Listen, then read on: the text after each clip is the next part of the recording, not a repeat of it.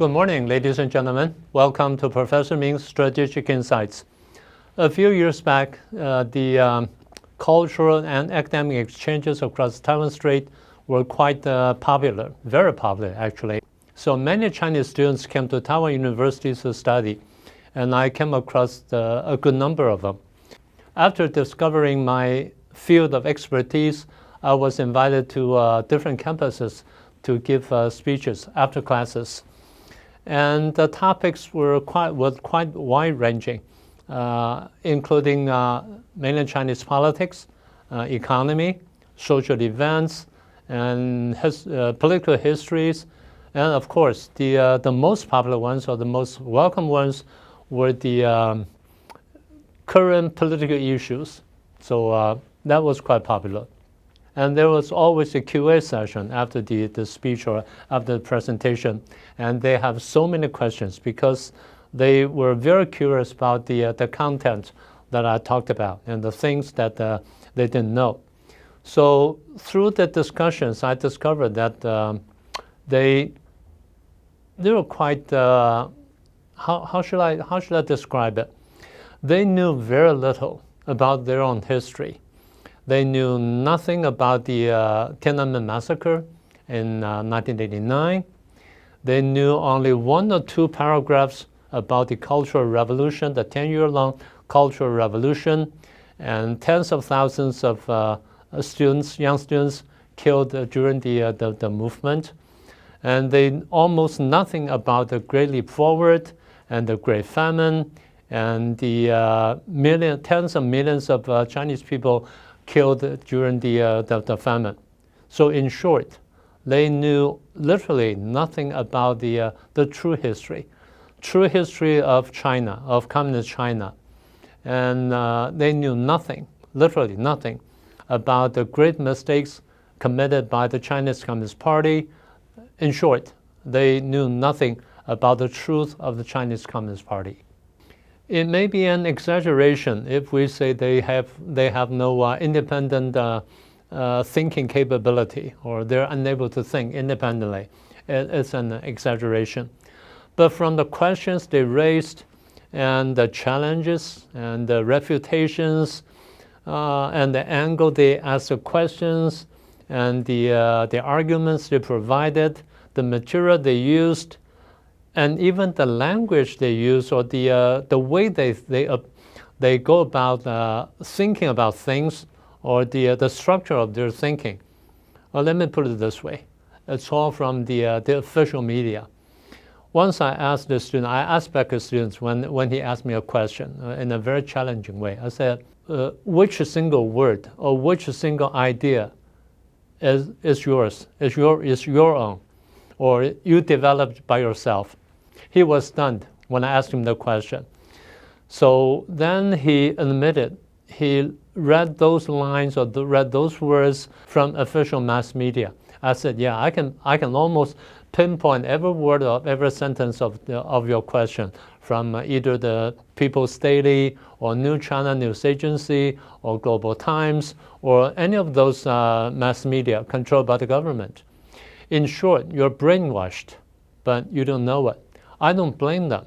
I don't blame them because they were raised that way. And they knew nothing about the outside world. And coming to Taiwan was the only chance they can get hold of anything other than provided by the Chinese government. So that was a big shock to them. Some said even shocked their worldview, a view of history, or a view of life. Like I said, I don't blame them. Actually, I feel pity for them. So that's how I felt. And that led me to discover one thing.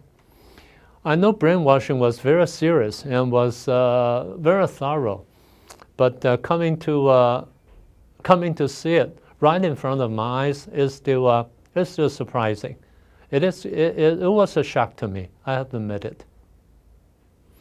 As I mentioned before, totalitarian regimes puts much emphasis on lies and violence because these are the most basic tools for them to hold on to their power. So they literally weaponize propaganda. And in terms of weaponization, there's a defensive side and there's an offensive side of this weaponization thing. So today we concentrate more on the defensive side of how they use this propaganda thing.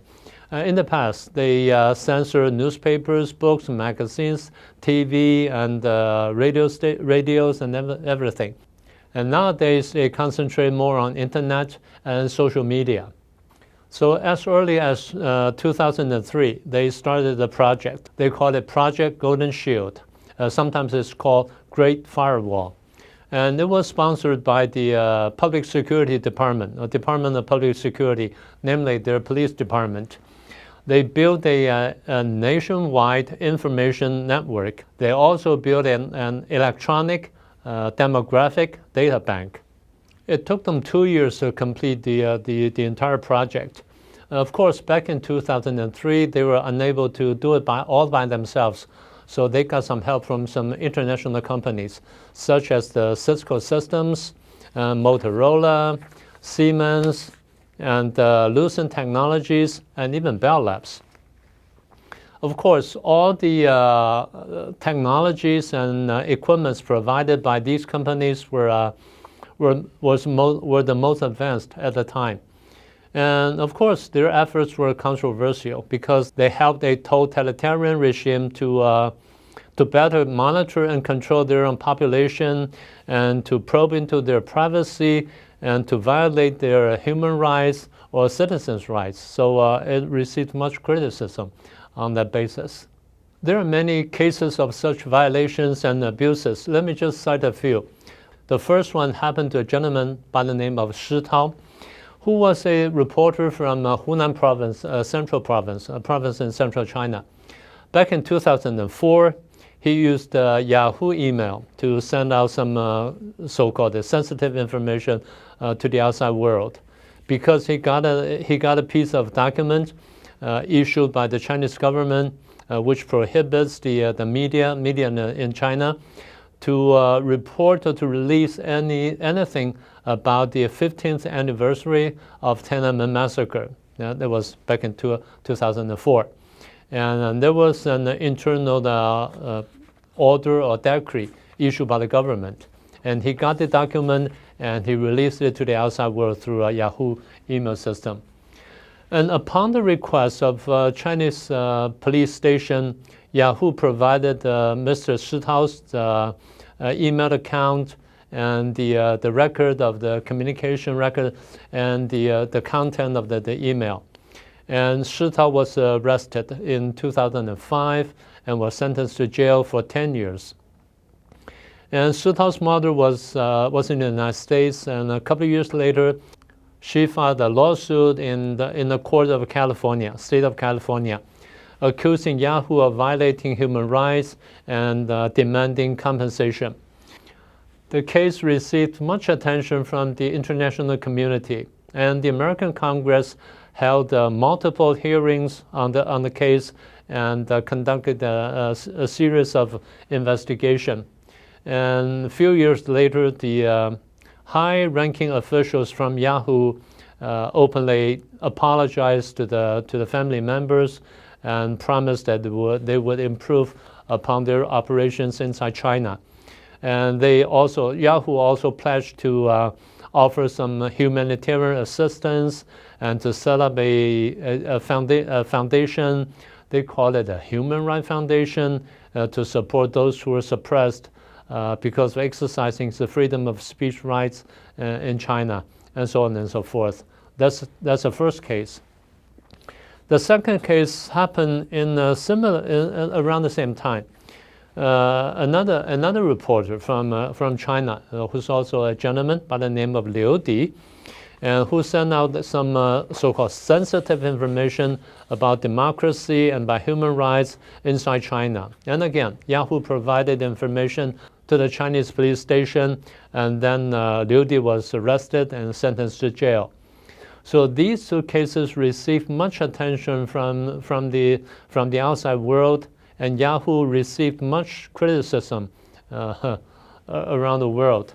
And Yahoo replied that they said they knew very little about the law and the legal system and the surveillance system of China. Well, we have some question about it.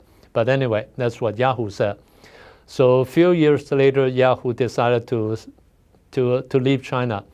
They sold their operation, the Chinese operation, to Alibaba, the very famous company, and some local Chinese companies, and concluded their so-called the direct operation inside China. These two cases are not just legal cases. It's something about we call it the social responsibilities of businesses, and how they should protect human rights, and how should they abide by so-called commercial ethics when they are making money. We're not saying they're not supposed to make money. It's okay, but still, you have to consider about your moral responsibilities and your work ethics and things like that. So it's your obligation. It's a moral obligation, and that's something that we put much emphasis on. So how can people from the outside free world to cope with questions like these? Well, we could encourage the companies or the business sector to develop more tools to bypass the so-called the Great Firewall or Project Golden Shield. Well, we now have various of VPNs and proxy servers and tunneling technologies, and we have distributed networks, and we also have encrypted communication tools such as Signal, WhatsApp, Telegrams, and so on and so forth. So these are the tools we can provide them. And secondly, more and more democratic countries and international organizations such as the NGOs, they join hands to exercise pressure upon those totalitarian regimes. They use diplomatic pressure or use even international law to handle cases like these. And thirdly, we noticed some corporates or some MNCs who used to operate in Chinese markets now either withdrew from the market or changed their policy to fight against this kind of restrictions, such as Google, Facebook, or Twitter. Although not quite completely, but they're at least changing the direction of their policy. We think that's a good sign. So in conclusion, with the help of the most cutting-edge technologies, such as face recognition, deepfake, and AI, the Communist China poses an ever-increasing threat to the outside world, to the free world. So what should we, people in the free world, should do to deal with it? Personally, I think that there are several things that we can do. First, the democratic governments can increase their invest in developing more tools to bypass the so-called Great Firewall or to circumvent them. And secondly, if the democratic countries can join hands together, namely they can cooperate more on the issue, then it would be more potent, it would be more powerful. Thirdly, remember the great transformation movement, as I mentioned before. It happened in 2022 when people in the outside world tried to translate what the Chinese government was telling them, telling their own people inside China about how the Ukraine war was going on, and how they lied to the outside world.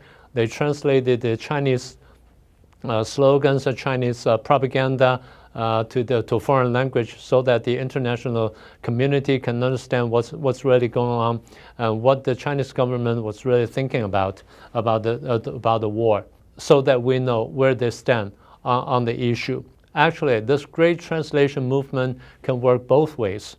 We can translate the Chinese material into English or into foreign language so that the international community can understand it. Or on the other hand, we can provide more historical truth about China itself to the Chinese people, about the political struggles up in Beijing, and about the real situation in China's economy and the social conditions and things like that. And of course, we can provide some historical materials, such as the Tiananmen Massacre in 1989, the truth in the Cultural Revolution, what happened in those 10 years, and the Great Famine associated with the Great Leap Forward, and Falun Gong, and things like that.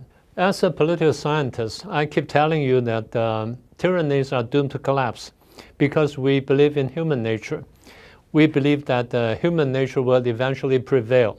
And let's work together and make it happen as soon as possible. Well, that's all I want to share with you today. I hope you like it. And if you haven't subscribed to our program, please do so and share it with your friends. And then click the icon bell so that you'll get a simultaneous notification. And that's all for today. I'll see you next time.